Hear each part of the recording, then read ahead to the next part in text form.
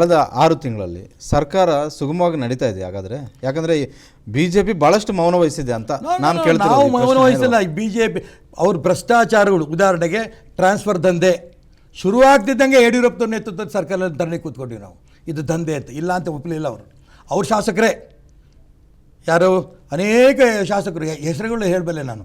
ಅವರೆಲ್ಲರೂ ಹೇಳ್ತಾರೆ ಟ್ರಾನ್ಸ್ಫರ್ ದಂಧೆನಲ್ಲಿ ಸರ್ಕಾರ ಇದೆ. ನಾವು ಸುಮ್ಮನೆ ಕೂರಲಿಲ್ಲ, ಹೋರಾಟ ಮಾಡಿದ್ವಿ. ಅದೇ ರೀತಿ ಈ ಜೈಲಲ್ಲಿ, ತಿಹಾರ್ ಜೈಲಲ್ಲಿ ಇದ್ದು ಬಂತ ಶಿವಕುಮಾರ್ ಅವ್ರ ಮೇಲಿರೋದು ಕೇಸು ರಾಜ್ಯ ಸರ್ಕಾರ CBI ಕೊಟ್ಟಿದ್ದನ್ನು ವಿಡ್ರಾ ಮಾಡ್ತಾರೆ. ಸುಮ್ಮನೆ ಕೂರಲಿಲ್ಲ, ಹೋರಾಟ ಮಾಡಿದ್ವಿ. ನಾನು ಅದಕ್ಕೋಸ್ಕರ ಮೌನ ವಹಿಸಿದ ಪ್ರಶ್ನೆ ಇಲ್ಲ.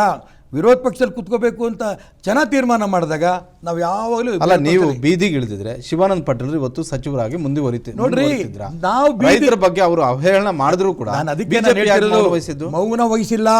ಯಾವ ಭಾಷೆಯಲ್ಲಿ ಹೇಳಬೇಕು ಎಲ್ಲ ಭಾಷೆಯಲ್ಲಿ ಹೇಳಿದ್ದೀವಿ. ಅದೇ ಶಿವಾನಂದ ಪಾಟೀಲು, ಅದೇ ಕಾಂಗ್ರೆಸ್ಸು ಮುಂದಿನ ಚುನಾವಣೆ ಹೆಂಗೆ ಮೂಲೆ ಗುಂಪಾಗುತ್ತೆ ನೋಡ್ತಾ ಇರ್ರಿ. ಶಿವಮೊಗ್ಗದಲ್ಲಿ ಈ ಬಾರಿ ಬಿಜೆಪಿ ಗೆಲ್ಲುತ್ತೆ. ಯಾಕಂತ ಹೇಳಿದ್ರೆ ಗೀತಾ ಶಿವರಾಜ್ ಕುಮಾರ್ ಕಾಂಗ್ರೆಸ್ ಇಂದ ಅಭ್ಯರ್ಥಿ ಆಗ್ತಾ ಇದ್ದಾರೆ. ನೋಡ್ರಿ ಇವರೇ, ನಾವು ಪಾಪ ಅಮ್ಮನ ಬಗ್ಗೆ ನಾನು ಹೇಳಕ್ಕೆ ಇಷ್ಟಪಡಲ್ಲ. ನನಗೂ ಸಿಸ್ಟರ್ಸ್ ಇದ್ದಾರೆ, ನನಗೂ ಹೆಣ್ಮಕ್ಳಿದ್ದಾರೆ. ಅವ್ರನ್ನ ಚುನಾವಣೆ ಕರ್ಕೊಂಡ್ಬಂದು ನಿಲ್ಲಿಸೋದು ಕಾಂಗ್ರೆಸ್ ಬಿಟ್ಟು ವಿಚಾರ. ನಾವು ನಮ್ಮ ಅಭ್ಯರ್ಥಿನ ಗೆಲ್ಸ್ಕೊಂಡಕ್ಕೆ ಏನು ಬೇಕು ಇದನ್ನು ನಾವು ಮಾಡ್ತೀವಿ.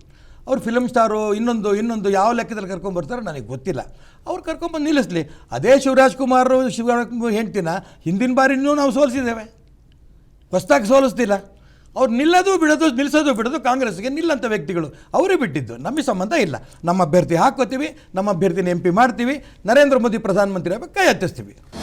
ಅನುಕ್ಷಣದ ಸುದ್ದಿಗಳಿಗಾಗಿ ವಿಸ್ತಾರ ನ್ಯೂಸ್ ಯೂಟ್ಯೂಬ್ ಚಾನೆಲ್ ಸಬ್ಸ್ಕ್ರೈಬ್ ಮಾಡಿ.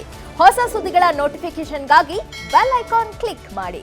ಲೇಟೆಸ್ಟ್ ಅಪ್ಡೇಟ್ಸ್ಗಾಗಿ www.vistaranews.com ವೆಬ್ಸೈಟ್ಗೆ ವಿಸಿಟ್ ಮಾಡಿ. ಅಂಗೈಯಲ್ಲೇ ಜಗತ್ತಿನ ಸುದ್ದಿ ತಿಳಿಯಲು ವಿಸ್ತಾರ ನ್ಯೂಸ್ ಕನ್ನಡ ಆಪ್ ಡೌನ್ಲೋಡ್ ಮಾಡಿ.